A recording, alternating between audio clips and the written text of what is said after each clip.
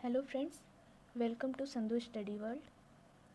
आज हम लोग बायोलॉजी पढ़ेंगे, बिल्कुल बेसिक लेवल से स्टार्ट करेंगे। तो इस वीडियो में बायोलॉजी का इंट्रोडक्शन चलेगा, जिसमें मैं आप सबको ऐसे बहुत सारे इंपॉर्टेंट पॉइंट बताने वाली हूँ जो किसी भी एग्ज़ाम में बायोलॉजी के जनरल क्वेश्चन के तौर पे पूछा जाता है। सो ये वीडियो आपके लिए बहुत हेल्पफुल होने वाला है, इसलिए इस वीडियो को एंड तक देखें ध्यान से। तो यहाँ पे हम लोग बायोलॉजी का इंट्रोडक्शन स्टार्ट करेंगे। बायोलॉजी है क्या, और फिर देखेंगे इम्पोर्टेंट ब्रांचेस इसकी कौन कौन सी हैं, एंड देन इम्पोर्टेंट थियरी और लॉ। फिर उसके बाद हम देखेंगे इम्पोर्टेंट डे और डेट्स। तो हम स्टार्ट करते हैं, बायोलॉजी क्या है। अगर इस शब्द को हम लोग तोड़ करके देखें तो बायोस का मतलब होता है लाइफ और लॉगस का मतलब होता है स्टडी। सो इसको हम लोग बोल सकते हैं स्टडी ऑफ लाइफ।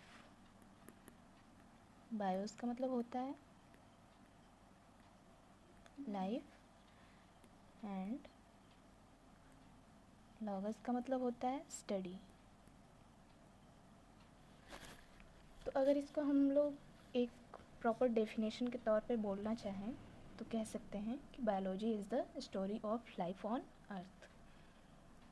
या फिर अगर दूसरे तरीके से हम लोग बोलना चाहें, स्टैंडर्ड तरीके से, तो हम लोग बोल सकते हैं biology is the story of evolution of living organism on earth. Evolution का मतलब ये होता है किसी भी ऑर्गेनिज्म के बारे में उसकी पीढ़ी दर पीढ़ी जो बदलाव हुआ है, अगर उसके बारे में हम लोग अध्ययन कर रहे हैं तो उसको इवोल्यूशन बोलते हैं। तो आप इस बात को ध्यान में रखें। और नेक्स्ट हम लोग देखेंगे कि बायोलॉजी शब्द सबसे पहले किसने और कब दिया था। तो ये हमारा फर्स्ट पॉइंट है और इम्पॉर्टेंट भी है क्योंकि ये क्वेश्चन पूछा जाता है।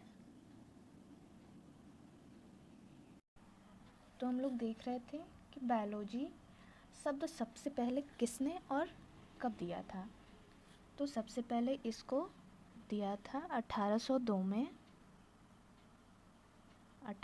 में लेमार्क एंड ट्रेविरेनस ने दिया था।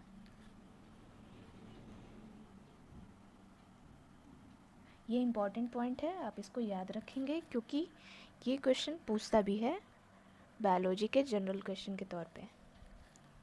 नेक्स्ट पॉइंट हम लोग देखेंगे कि फादर ऑफ बायोलॉजी कौन है।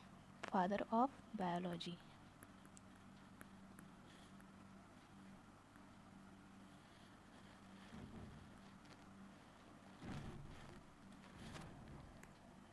Who is father of biology? अरस्तु हैं। फादर ऑफ बायोलॉजी इज अरस्तु। तो आप इसको याद रखेंगे। फादर ऑफ बायोलॉजी एरिस्टोटल, यानी इनको अरस्तु बोलते हैं हिंदी में। ये इम्पोर्टेंट पॉइंट है और ये एक ग्रीक नेचुरलिस्ट थे। अब हम लोग देखेंगे कि बायोलॉजी के मेजर ब्रांचेस कौन कौन से हैं। तो मेजर ब्रांच तो दो ही हम लोग जनरल तौर पे पढ़ते हैं, जिसमें फर्स्ट होता है zoology and second is botany.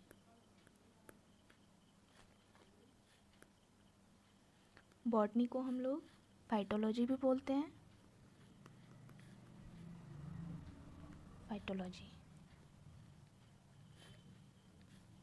Zoology में हम लोग स्टडी करते हैं एनिमल्स की, और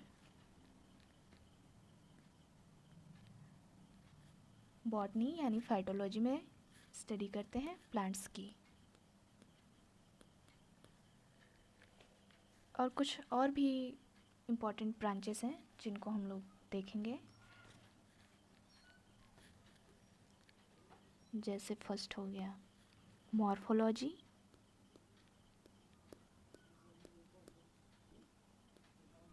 मॉर्फोलॉजी का मतलब होता है बाह्य संरचनाओं का अध्ययन किसी भी लिविंग ऑर्गेनिज्म के बाह्य संरचनाओं का अध्ययन अगर हम लोग करते हैं तो उसको मॉर्फोलॉजी बोलते हैं। जैसे कि अगर ये कोई जानवर है तो इसके बाह्य संरचना के बारे में हम लोग क्या देखते हैं, ये कैसा दिख रहा है, इसका बॉडी स्ट्रक्चर कैसा है। तो जैसे मान लीजिए इसके 2 आँख, 1 नाक, 1 मुंह, 2 कान, 2 हाथ और 2 पैर है, तो इसके बॉडी संरचना को हम लोग बाहर से ये हमने ऑब्जर्व किया, तो ये इसका मॉर्फोलॉजी हो गया। Second is anatomy.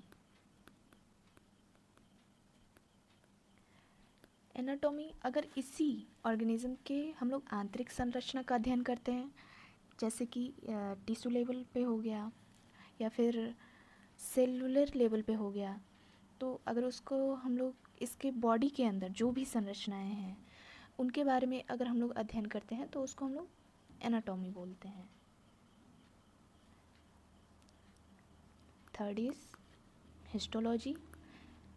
ये हम इम्पॉर्टेंट ब्रांचेस बता रहे हैं, तो आप इसको ध्यान में रखेंगे क्योंकि ये टर्म्स जैसे बुक्स में दिए रहते हैं तो बहुत सारे बच्चों को पता नहीं रहता है कि इसका मतलब होता क्या है, तो ये जानना ज़रूरी है। हिस्टोलॉजी, इसमें हम लोग टिश्यू लेवल पे स्टडी करते हैं तो उसको हम लोग हिस्टोलॉजी बोलते हैं। फोर्थ हम लोग देखेंगे साइटोलॉजी। साइटोलॉजी में हम लोग सेलुलर लेवल पे स्टडी करते हैं। अगर आप चाहें तो ये सब लिख भी सकते हैं क्योंकि इम्पॉर्टेंट है, अगर आपको नहीं पता है तो इसे लिख सकते हैं। नेक्स्ट हम लोग देखेंगे जेनेटिक्स। जेनेटिक्स भी जो है ये भी एक पार्ट होता है बायोलॉजी का।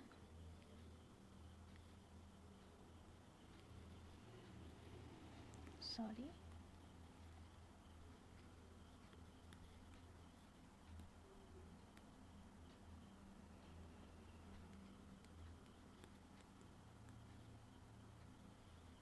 इसमें हम लोग किसी भी ऑर्गेनिज्म की उसकी हेरिडिटी और वेरिएशन देखते हैं जेनेटिक्स में। मतलब कि कोई भी ऑर्गेनिज्म है तो उसमें वेरिएशन कैसे हुआ, ये जेनेटिक्स के अंदर स्टडी किया जाता है। छठवां हम लोग देखेंगे इवोल्यूशन। ये मैंने आपको पहले ही बताया है तो आप उसको ध्यान में रखेंगे।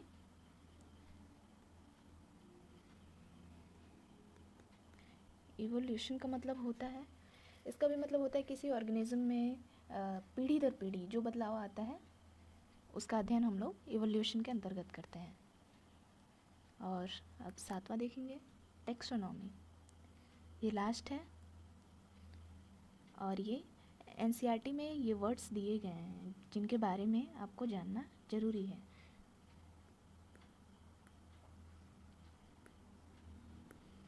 टेक्सोनॉमी का मतलब होता है क्लासिफिकेशन, मतलब किसी भी ऑर्गेनिज्म का अगर हम सिस्टमैटिक तरीके से क्लासिफिकेशन कर रहे हैं तो वो टेक्सोनॉमी कहलाता है। तो आप इन सब चीज़ों को ध्यान में रखेंगे। और नेक्स्ट हम लोग देखते हैं कुछ बॉटनी के ब्रांच जो बहुत ही इम्पोर्टेंट है, जो एग्ज़ाम में पूछता भी है, तो उसको भी हम लोग देख लेते हैं।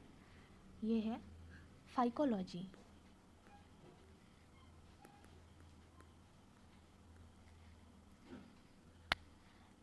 जो फाइकोलॉजी है इसमें हम लोग एल्गी का स्टडी करते हैं। ये match of the following question जो आते हैं उनमें ये क्वेश्चन कई बार पूछा है, फाइकोलॉजी और माइकोलॉजी मैच करने के लिए दे देता है। तो आप इसको याद रखेंगे कि जो फाइकोलॉजी है इसमें एल्गी का स्टडी करते हैं और जो माइकोलॉजी है इसमें फंगी यानी फंजाई का स्टडी करते हैं। तो कभी कभी क्या होता है कि बच्चे कंफ्यूज हो जाते हैं, फंगी को मैच कर देते हैं फाइकोलॉजी से, एल्गी को मैच कर देते हैं माइकोलॉजी से, तो ये गलत हो जाता है। आप ऐसे याद रखेंगे कि जो फाइकोलॉजी है वो एल्गी के लिए है और माइकोलॉजी फंजाई के लिए है। अब हम लोग कुछ इम्पॉर्टेंट पॉइंट्स देखेंगे, जैसे कि फादर ऑफ बायोलॉजी कौन थे, फादर ऑफ जूलॉजी कौन, मतलब फादर ऑफ बायोलॉजी और जूलॉजी एक ही हैं। तो आप इस बात को ध्यान में रखेंगे। Father of biology and zoology,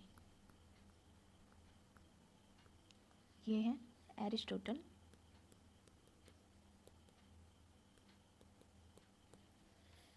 और नेक्स्ट हम लोग देखेंगे फादर ऑफ बॉटनी,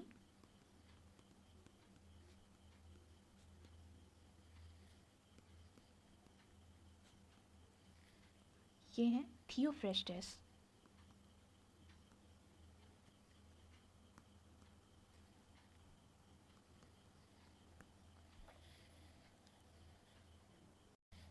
ये ऐसे पॉइंट्स हैं जो एग्ज़ाम में पूछे जाते हैं, इसलिए आप इनको ध्यान में रखिएगा।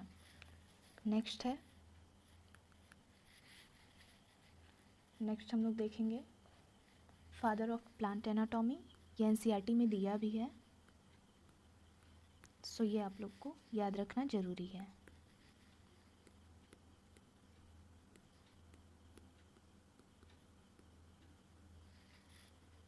ये हैं एन ग्रीव। तो आप इसे याद रखिएगा क्योंकि ये बहुत ही ज़्यादा इम्पॉर्टेंट है, एग्ज़ाम में पूछता भी है। नीट के एग्ज़ाम में तो ख़ास तौर से पूछता है, जो एनसीईआरटी में पॉइंट्स दिए गए रहते हैं, तो सारे एनसीईआरटी के पॉइंट्स याद करने ज़रूरी हैं।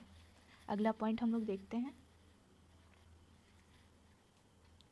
Father of cytology. Father of cytology, ये हैं Robert Hooke.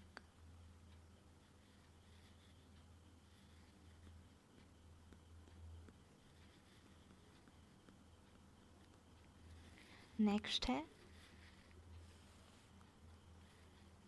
Father of taxonomy and nomenclature. Father of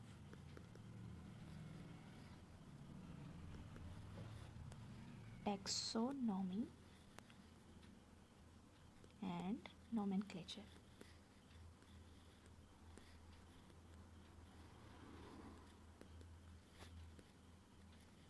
ये हैं Carolus Linnaeus.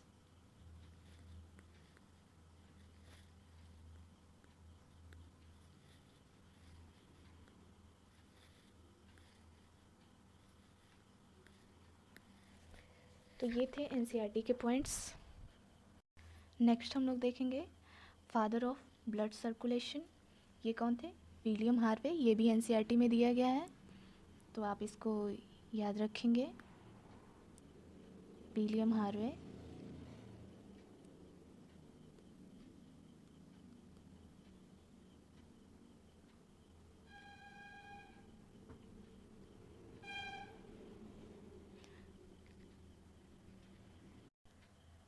Father of Indian green revolution है एमएस स्वामीनाथन, ये भी एनसीईआरटी का पॉइंट है। Father of genetics Gregor John Mendel, और father of modern genetics Bateson.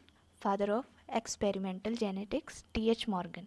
ये तीनों बहुत ही इम्पॉर्टेंट है, आप इसको याद रखेंगे क्योंकि इसमें थोड़ा थोड़ा बदलाव है। देखिए, फादर ऑफ जेनेटिक्स पहले थे ग्रेगर जॉन मेंडल, फिर इसके बाद फादर ऑफ मॉडर्न जेनेटिक्स है बेटसन, और experimental genetics, father of experimental genetics, इन्होंने प्रॉपरली एक्सपेरिमेंट किया था, इसलिए इनको कहा जाता है फादर ऑफ एक्सपेरिमेंटल जेनेटिक्स, और ये थे टीएच मॉर्गन। अब हम लोग देखेंगे इम्पॉर्टेंट थियरी और लॉ, मतलब थियरीज किसने दिए थे। तो सबसे पहले हम लोग देखेंगे म्यूटेशन थियरी। म्यूटेशन थियरी किसने दिया था? ह्यूगो डी व्रीज ने। इम्पॉर्टेंट थियरी और लॉ में हम लोग देखेंगे, पहला है mutation theory. Mutation theory Hugo de Vries ने दिया था। और सेकंड है सेल थियरी, जिसको स्लाइडेन एंड सॉन ने दिया था। थर्ड है स्लाइडिंग फिलामेंट थियरी, जिसको हक्सले ने दिया था। और फोर्थ है one gene one enzyme theory, जिसको बेडल एंड टॉटम ने दिया था। Fifth germ theory of disease, जिसको लुइस पास्चर ने दिया था। ये 5 पॉइंट जो हैं बहुत ही इम्पॉर्टेंट हैं, बहुत ही ज़्यादा इम्पॉर्टेंट है, आप इसको याद रखिएगा, क्योंकि ये बिल्कुल एनसीईआरटी के पॉइंट्स हैं और ये पूछे गए क्वेश्चंस हैं। ये क्वेश्चन कई बार पूछा है, one gene one enzyme theory किसने दिया था? तो बेडल एंड टॉटम ने। आप इसको नेक्स्ट हम लोग देखेंगे इम्पॉर्टेंट डे और डेट्स, जो बहुत ही ज़्यादा इम्पॉर्टेंट है, बहुत सारे एग्ज़ामों में पूछता है, नीट में भी कई बार पूछा है, तो आप इसको याद रखेंगे। पहला है वन महोत्सव। वन महोत्सव कब कब मनाया जाता है? तो ये मनाया जाता है फर्स्ट वीक ऑफ फरवरी और जुलाई में। First week of Feb and July. Second है नेशनल साइंस डे। ये मनाया जाता है 28 फेब। 28 फेब। नेक्स्ट है world forest day. World forest day 21 मार्च को मनाया जाता है, यानी 21 मार्च। वर्ल्ड अर्थ डे ये होता है 22 अप्रैल। ये 22 अप्रैल। फिर हम देखेंगे नेक्स्ट है वर्ल्ड इन्वायरमेंट डे। ये होता है 5 जून। ये क्वेश्चन पूछा गया है, आप इसको याद रखेंगे। वर्ल्ड अर्थ डे ये भी पूछा गया है, एंड वर्ल्ड फॉरेस्ट डे। तो जो इम्पोर्टेंट है, वैसे तो सारे इम्पोर्टेंट हैं, लेकिन आप याद रखेंगे सबको। नेक्स्ट हम लोग देखेंगे वर्ल्ड पॉपुलेशन डे। ये है 11 जुलाई। World population day is 11 July. Next है इंटरनेशनल ओजोन डे। ये भी कई बार पूछा गया है और ये कई सारे एग्ज़ामों में पूछता है। 16 सितंबर। तो आप इसको याद रखेंगे। इंटरनेशनल ओजोन डे 16 सितंबर को मनाया जाता है। एंड लास्ट है वर्ल्ड एड्स डे। ये है 1 दिसंबर। 1 दिसंबर को मनाया जाता है वर्ल्ड एड्स दिवस। तो यहाँ पे हम लोग इस वीडियो का एंड करते हैं।